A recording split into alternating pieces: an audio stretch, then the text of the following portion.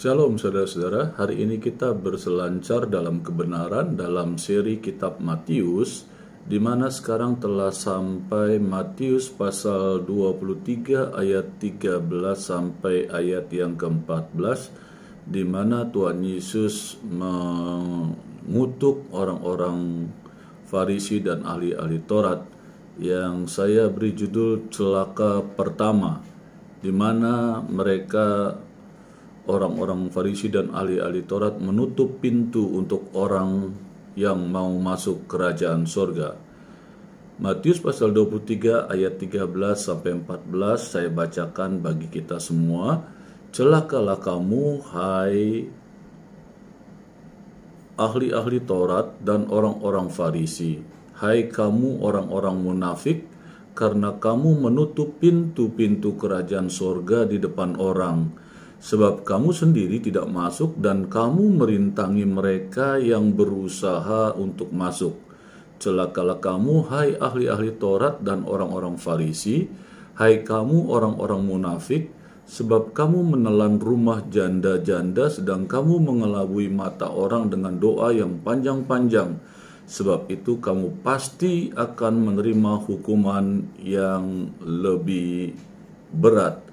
Nah, saudara-saudara, dalam pasal 23 ini adalah pasal yang paling keras karena kecaman Yesus kepada ahli-ahli Taurat dan orang-orang Farisi.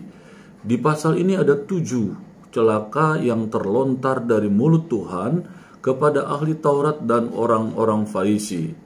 Nah, dengan ini saya ingin coba merunut, saudara ya, celaka pertama, kedua, dan seterusnya. Bagaimana Tuhan Yesus mengecam orang-orang Farisi dengan 7 kecaman yang luar biasa. Mari kita satu persatu akan menguraikannya, khususnya untuk memahami prinsip yang terkandung di dalam setiap seruan celaka ini.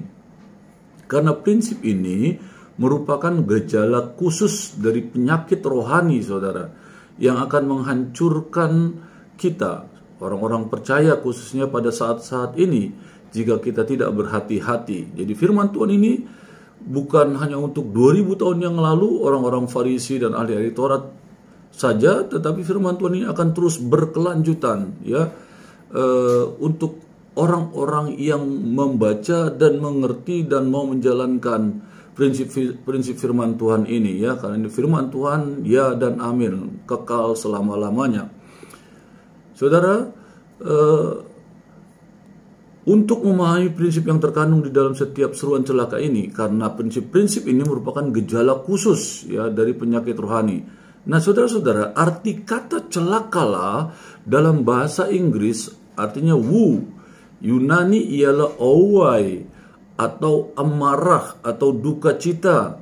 Ini merupakan amarah yang benar, tetapi juga amarah yang lahir dari hati yang penuh kasih, yang hancur karena kebutaan manusia yang bebal, mengira diri Anda atau diri saudara dan saya tidak jahat, akan tetapi orang lain menjadi terhadang akibat kehidupan dan perilaku kita. Mungkin kita tidak secara sengaja menghalangi orang lain memasuki kerajaan, namun adakah sesuatu di dalam perilaku saudara dan saya yang bisa menghalangi orang lain memasuki kerajaan? Dan hal-hal yang telah saya lakukan atau cara berpikir saya atau Anda memang bisa menghalangi untuk bisa masuk ke dalam kerajaan surga. Dan yang lebih buruk lagi, hal-hal tersebut juga bisa menghalangi langkah orang lain ya untuk menuju kerajaan surga. Dengan cara bagaimana? Seberapa sering kita mendengar ungkapan, aku tidak mau menjadi Kristen karena orang Kristen yang aku kenal sangat menyebalkan. Orang-orang Kristen tersebut tentunya tidak memandang bahwa diri mereka jahat, saudara. Ya, maksud kita tidak merasa jahat. Akan tetapi, saudara, orang lain yang mengamati kehidupan saudara dan saya, juga perilaku saudara dan saya itu bisa menjadi penghalang oleh mereka yang mengamati saudara dan saya. Saudara dan saya bahkan sama sekali tidak memandang diri mereka, ya. Kita ini sedang menghalangi orang-orang lain untuk menerima prinsip-prinsip kerajaan Allah dan janji-janjinya. Jadi arti kata munafik dalam bahasa Yunani ialah hypokrites, berarti orang yang menjawab. Arti selanjutnya adalah artwork, aktor, saudara, atau orang yang berpura-pura atau bersandiwara, gitu ya. Orang yang bersandiwara, orang yang memakai topeng untuk menutup perasaan hatinya sehingga nggak kelihatan bahwa dia melotot, kita marah, atau wajah sedih, kecewa dan sebagainya. Jadi orang yang memakai topeng, ya, itu seperti itu, sehingga ketika meluapkan perasaan hatinya dia tidak kelihatan, tidak nampak bahwa dia sedang marah, gitu ya. Nah, itu yang dimaksud dengan munafik, saudara. Dia seperti orang yang memakai topeng atau seperti seorang aktor atau aktris, gitu ya, saudara-saudara. Orang menunjukkan perasaannya di luar saja, nggak nampak, saudara, hanya kelihatan topengnya atau actingnya kelihatan baik, kelihatannya lembut, saudara, dan padahal di dalam pikiran dan hatinya sungguh berbeda.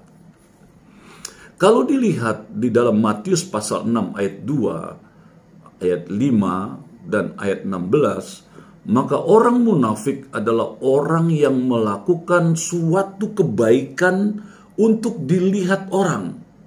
Apa itu? Ya, baik dalam memberi sedekah. Ya, saudara, banyak orang-orang yang memberi sedekah ingin menunjukkan bahwa dia adalah orang baik. Padahal firman mengajarkan pada waktu kita memberi tangan kanan, memberi tangan kiri tidak mengetahui. Tangan kiri memberi, tangan kanan tidak mengetahui.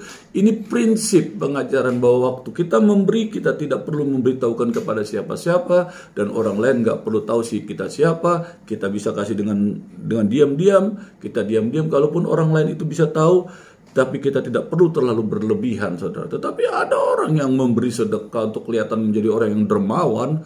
Dia merekrut teman-temannya atau orang-orang yang lain, dan akhirnya orang lain melihat, orang banyak melihat, ini orang sedang berbuat baik, saudara. Salahkah itu? Tidak. Tetapi ketika itu dijadikan satu momentum untuk menunjukkan bahwa dia adalah orang baik, salah. Atau ada orang-orang yang memakai siaran dari berita-berita, panggil wartawan-wartawan, ya, untuk memberi sedekah kepada orang-orang susah, yatim piatu, janda-janda. Itu sesuatu hal yang baik, tetapi waktu itu diekspos untuk menunjukkan bahwa kita adalah orang yang baik, sedang memberikan orang-orang yang memang membutuhkan pertolongan. Wow, kelihatannya itu baik, tapi di hadapan Tuhan tidak. Atau kita berdoa, saudara. Wah, luar biasa. Memberi sedekah tadi Tuhan ingatkan, hati-hati. Baik memberi sedekah, tetapi kalau ada motivasi untuk meninggikan diri, untuk menunjukkan saudara ingin punya nama dari perbuatan baik saudara, salah. Yang kedua, atau kita berdoa. Kita berdoa seperti orang yang luar biasa, bahwa kita adalah orang yang baik. Cara kita berdoa, kita bisa berdoa lama sekali, dan orang akan mengatakan orang kalau berdoa luar biasa, lama dan rohaninya begitu luar biasa. Kelihatannya menjadi orang yang rohani sekali. Ya, kata-kata doanya pun bagus, teratur dan sebagainya, tetapi sebenarnya waktu kehidupan di luar apa yang dilihat orang, dia tidak pernah berdoa. Berdoa dengan kata-kata yang rapi dan baik itu bagus. Kalau memang itu kita bangun dengan tujuan menyenangkan Tuhan dan dengan cara kita yang baik, hormat kepada Tuhan, sehingga kita mempersiapkan doa kita kepadanya dengan cara yang baik. It's okay. Tetapi waktu kita menunjukkan kepada orang bahwa kita adalah pendoa yang baik, pendoa yang dahsyat, pendoa yang luar biasa, pendoa yang tutur katanya baik, hati-hati. Tanpa sadar engkau sedang menjadi orang munafik. Atau saudara berpuasa. Saudara, kita juga sering diperintahkan firman Allah untuk berpuasa. Firman Allah mengatakan waktu kita berpuasa, kita tidak boleh terlihat oleh orang bahwa kita sedang berpuasa. Bahkan Tuhan katakan, minyaki dirimu, rambutmu, supaya orang tidak mengetahui bahwa kamu sedang berpuasa. Jadi kita, walaupun di depan kita ada orang makan, Kita tidak boleh menunjukkan bahwa kita kelihatan orang kelaparan karena kita berpuasa, atau kita memberitahukan, oh saya sedang puasa loh, gitu loh. Tidak perlu, saudara. Sebab firman Allah mengajarkan itu. Waktu kamu berpuasa, tidak boleh ada orang yang tahu. Bahkan rambutmu harus diminyakin supaya kelihatan kamu segar. Kamu tidak kelihatan sedang berpuasa, padahal kamu sedang berpuasa. Itu cara berpuasa yang Tuhan ajarkan. Jadi saudara tidak perlu marah melihat ada orang makan di depan saudara. Kenapa? Karena memang saudara sendiri tidak boleh diketahui bahwa saudara berpuasa. Kalau saudara menunjukkan bahwa saudara sedang berpuasa kepada orang, untuk menunjukkan bahwa kalau saudara orang baik, saudara orang yang beriman, saudara yang sedang melaksanakan agama, saudara salah di hadapan Tuhan. Tuhan mau kalau saudara berpuasa yang tidak orang perlu tahu bahwa saudara sedang berpuasa. Bahkan firman mengajarkan, minyaki kepalamu supaya rambut kepalamu kelihatan basah dan bersinar, sehingga orang tidak mengetahui bahwa kamu sedang berpuasa. Itu puasa yang Tuhan harap. Kalau tidak, kamu sedang munafik. Kelihatannya kamu berpuasa, tapi sebenarnya apa yang kamu lakukan hanya untuk kesombongan diri. Bagi Yesus, para ahli Taurat, saudara, dan orang-orang Farisi adalah orang-orang yang sedang bersandiwara. Yang ia maksudkan di sini, seluruh gagasan mereka, ahli-ahli Taurat dan orang Farisi ini tentang agama, meliputi ketaatan lahiriah, mengenakan tali-tali sembayang, mengenakan jumbai-jumbai yang telah saya jelaskan di video sebelumnya, saudara, menjalankan aturan-aturan yang telah dibuat, dan ketentuan-ketentuan Taurat dengan sangat ketat. Wow, saudara, Tuhan Yesus menegur mereka. Kenapa? Sebenarnya itu kan hal yang baik, saudara. Tetapi bukan begitu yang Tuhan Yesus mau, cara kita menyenangkan hati Tuhan. Sebab, saudara, waktu mereka melakukan hal-hal itu yang tadi saya telah jelaskan, ya, di dalam hati mereka terdapat kebencian, iri hati, kesombongan, keangkuhan. Mereka ialah orang yang mengenakan kedok kesalehan yang sangat halus untuk menutupi hati yang sangat tidak saleh dan perasaan yang busuk. Bahkan Tuhan Yesus katakan, kamu seperti kubur yang dilabur kapur putih, yang kelihatannya indah padahal di dalamnya ada tulang belulang dan ulat saja. Tuduhan Yesus bagi ahli Taurat dan orang Farisi, mereka bukan hanya gagal memasuki kerajaan sorga, tetapi mereka juga menutupi pintu bagi mereka yang berusaha memasukinya. Ini yang Tuhan Yesus tegur atas kemunafikan ini, membuat banyak orang yang mengikuti mereka pun akhirnya gagal untuk masuk kerajaan sorga. Karena dasar didikan dan tuntunan yang tidak tepat. Orang Farisi percaya bahwa melakukan kehendak Allah adalah menaati ribuan peraturan dan ketetapan yang kecil-kecil, saudara.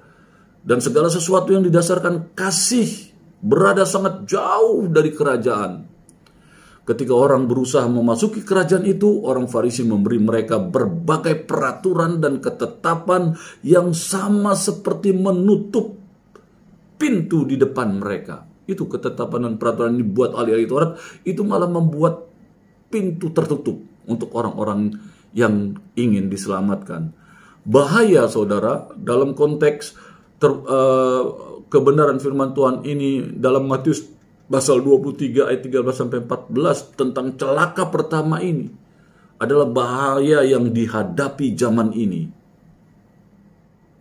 Pada pendeta, pengajar, hamba Tuhan, gembala, dan lain-lain yang membuat prasangkanya sendiri tentang khotbahnya, tentang pengajarannya, tentang pelayanannya, dan menjadikan pemikiran-pemikirannya, khotbah-khotbahnya adalah prinsip-prinsip universal, lalu menggantikan kebenaran Allah dengan gagasannya sendiri. Hati-hati, saudara. Tanpa sadar khotbahmu kamu pengen orang lain melakukannya, padahal sebenarnya itu pemikiranmu yang kamu ajarkan perkataan, bukan firman. Tapi orang banyak yang tidak mengerti firman, mereka pikir perkataan dan ajaranmu adalah firman, ternyata hanya pemikiranmu saja. Maka sekarang banyak khotbah motivasi membangkitkan pemikiran-pemikiran yang positif. Ingat, firman Tuhan tidak mengajarkan itu. Hati-hati, tanpa sadar kita mengajarkan pemikiran-pemikiran kita, bukan firman Allah yang kita ajarkan. Firman mengingatkan itu, kamu seperti orang munafik dan di dalamnya ada kesombongan yang Allah benci. Sebenarnya mereka bukan lagi pembimbing, saudara, melainkan penghambat untuk orang-orang masuk ke dalam kerajaan Allah. Kita ini hamba-hamba Tuhan, hati-hati, tanpa sadar pengajaran kita adalah pengajaran apa yang kita pikirkan baik. Kita suruh mereka melakukan apa yang kita pikirkan, bukan apa yang firman Allah katakan. Dan tanpa sadar mereka melakukan, karena kita dianggap hebat, karena kita dianggap luar biasa, karena kita penuh dengan tanda-tanda heran dan mujizat. Tanpa sadar kita memakai logika kita, akal kita, kekuatan kita untuk orang lain mengikuti cara-cara kita. Tetapi bukan cara-cara Tuhan. Yang firman Tuhan yang seharusnya orang lain kita menaburkannya dan orang lain yang menjalankan. Karena mereka tidak menyesatkan dirinya, tetapi juga orang lain. Ini yang dimaksud, bahwa orang-orang Farisi ternyata tidak lagi membimbing, menuntun, membawa orang pada kebenaran untuk melakukan kehendak Tuhan melalui firman-Nya. Makanya yang harus diajarkan firman, bukan pemikiran-pemikiran, bukan ide-ide, bukan motivasi-motivasi yang kelihatannya bagus. Tetapi yang Tuhan ajarkan adalah perkataan firman yang kita ajarkan kepada orang. Karena firman itulah yang akan melakukan banyak perkara-perkara yang luar biasa bagi kita, orang-orang yang percaya. Berselancar dalam kebenaran. Amin.